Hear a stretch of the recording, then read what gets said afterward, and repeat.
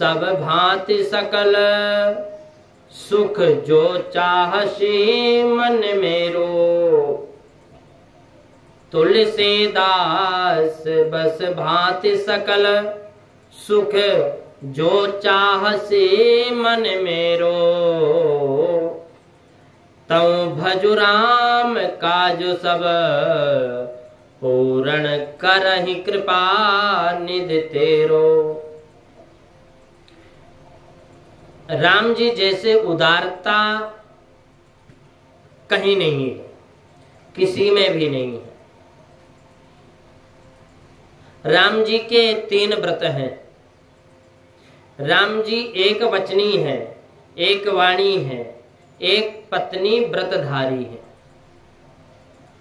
राम जी ने जिस तरह एक वचनीय व्रत का संपूर्ण पालन किया, उसी प्रकार एक पत्नी व्रत का भी संपूर्ण पालन किया।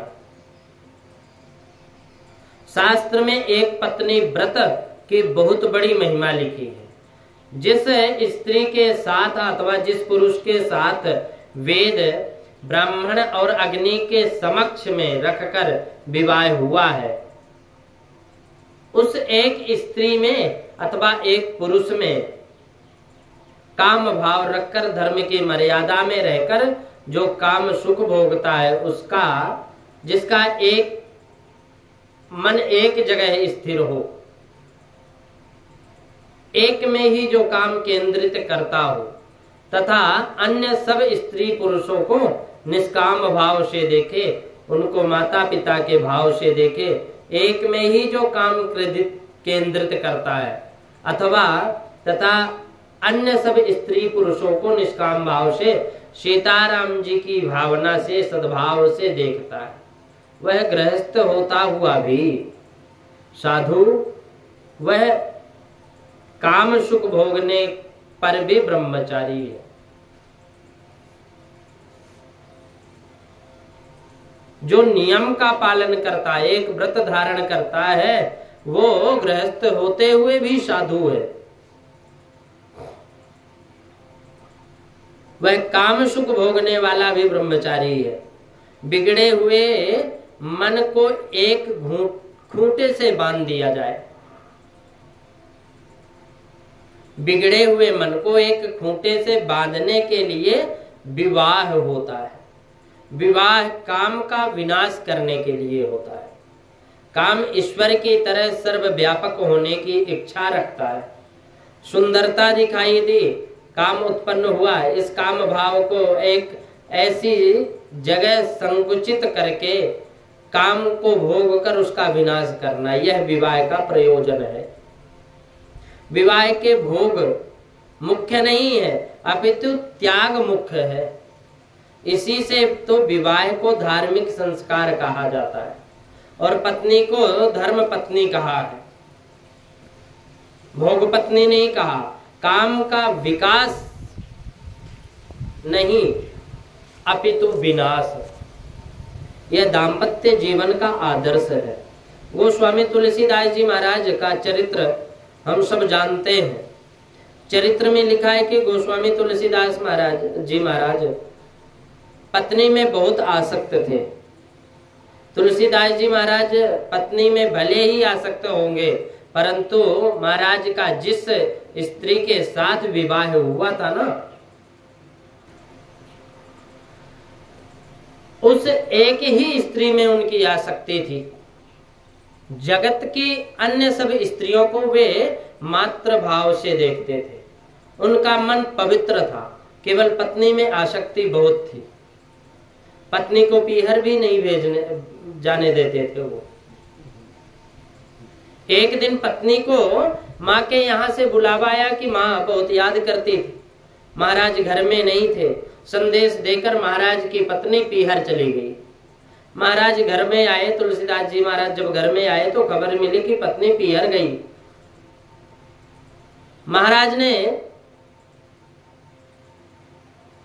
पत्नी का वियोग सहन नहीं कर पाए, तो वे पत्नी से मिलने के लिए मध्य रात्रि में ससुराल जाने लगे। तो चौमासे का टाइम था, वर्षा ऋतु थी भयंकर रात्रि थी, नदी में बाढ़ आई हुई थी। शव को लकड़ी समझकर, मुर्दे को लकड़ी समझकर नदी पार की। ससुर के मकान के पास आए, मकान में प्रवेश करने के लिए पेड़ के ऊपर चढ़े। अब लटकते सांप को डोरी समझ बैठे, उसके आधार पे मकान में प्रवेश किए।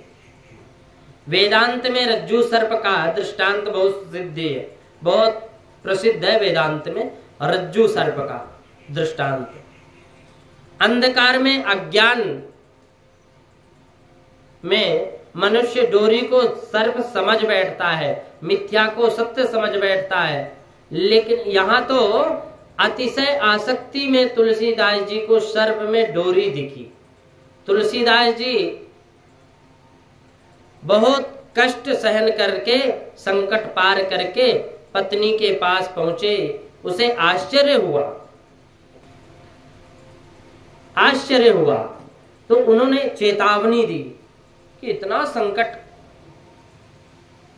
से हमें मिलने के लिए आए, इतना भयंकर बाढ़ में भी आ गए। यहाँ चेतावनी दी कि हाड़ मांस की देह में, हाड़ मांस की देह मम, तामे जितनी प्रीत, तिसवाधी जो राम प्रति, आवस मिटही भव भीत। हाड़ मांस की देह में, ममता में जितनी प्रेम, यानी जितनी प्रीति इस हाड़ मांस के इस शरीर में क्या सुंदर है। शरीर तो हाड़ मांस का लोथरा है। इस शरीर से मिलने के लिए तुमने इतना कष्ट उठाया, इतनी आसक्ति मुझ में रखते हो, उससे आदि राम जी में रखो तो तुम्हारा कल्याण हो जाए। जरा जहां थोड़ा उपदेश किया कि तुलसीदास जी को ज्ञान हुआ, और ज्ञान हुआ कि जितनी आसक्ति पत्नी में थी उतनी प्रभु में हो गई।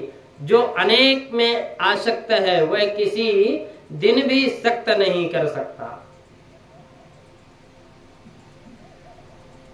मन को एक ही स्त्री में, एक ही पुरुष में रखने के लिए विवाह है। सुंदर वस्तु देखते ही मन बिना कारण कूदने लगता है। मन को ऐसी कुटेव पड़ी है कि सुंदर वस्तु, ऐसी आदत पड़ी है कि सुंदर वस्तु देखते ही वह उसके पीछे दौड़ पड़ता है, उसका चिंतन करता है। अनेक बार मन में ऐसा समझता है कि मैं जिसका चिंतन करता हूं यह मुझे मिल नहीं सकेगी। फिर ऐसा विश्वास होने पर उसी का चिंतन करता है, पाप करता है। फिर ऐसा विश्वास होने पर चिंतन करता है। सनातन धर्म की यह मर्यादा है कि पुरुष बिना कारण किसी स्त्री को ताके नहीं और स्त्री पुरुष को देखे नहीं। आंख से भले ही कोई देख पड़े परंतु मन से किसी को न देखना। स्त्री पुरुष का चिंतन करे, पुरुष पर स्त्री का स्मरण करे, वह व्यभिचारी जैसा पाप होता है। यदि उसकी बहुत सजा ये करने से ऐसे बहुत सजा मिलती है। कुछ लोग ऐसा पाप समझते हैं कि शरीर, ऐसा समझते हैं कि शरीर से पाप करे तो सजा ही मिलती है, मन से पाप करे तो उसकी सजा नहीं मिलती। कारण कि मन का पाप कोई देख सकता नहीं, यह समझ खोटी है।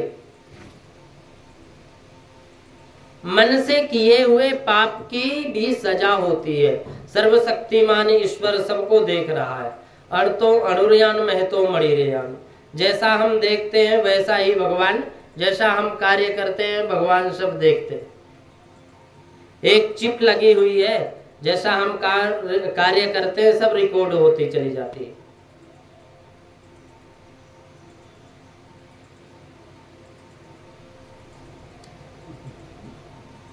यह तो शरीर की भी जानता है और मन की भी जानता है परमात्मा। मन से किए पाप खबर जगत को भले ही ना पता चले, परंतु परमात्मा को अवश्य मिल जाती है। तन के और मन के पाप को देखने वाला, उसकी सजा देने वाला तो ईश्वर बैठा है। श्री राम सदाचार की मूर्ति है, संयम की मूर्ति है। संशय कैसा होना चाहिए? यह तो राम जी ने जगत को बताया। आंख का संयम, जीभ का संयम, कान का संयम, सर्व इंद्रियों का संयम राम जी ने पालन करके बताया। मनुष्य को संपत्ति थोड़ा सुख देगी, परंतु इंद्रियों का संयम बहुत कुछ सुख देगा।